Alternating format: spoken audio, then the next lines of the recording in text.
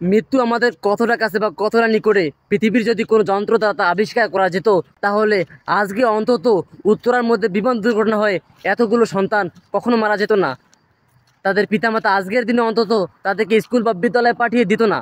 যেরকমভাবে মায়ের গর্ভে বাচ্চা আসলে যে করে বুঝতে পারা যায়, জানতে পারা যায় যে কতদিন পর সন্তান এই পৃথিবীর বুকে আসবে, তদরূপভাবে জানতে পারা যেত, তাহলে এতগুলো সন্তান এত কষ্ট পেয়ে এত নির্মমভাবে কখনোই মারা যেত না।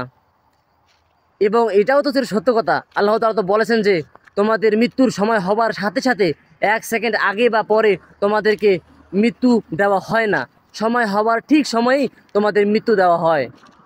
আর এই দুর্ঘটনা থেকে আমাদের একটা জিনিস শিক্ষা গ্রহণ করা দরকার, কারণ আমরা সবাই জানি যে আমরা মরবো, কিন্তু কবে সেটা জানি না। তাই আসুন আমরা এখনই তওবা করে আল্লাহ তাআলার প্রিয় বান্দা হয়ে যাই, এবং আমরা ওই সমস্ত বাচ্চাদের জন্য দোয়া করব তারা এত কষ্ট পেয়ে মৃত্যুবরণ করলেন।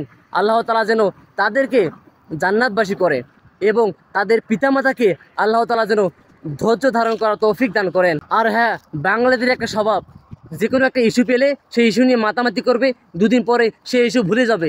এটা ভুলে যাওয়ার কোনো ইস্যু নয়, এখান থেকে শিক্ষা গ্রহণ করা দরকার।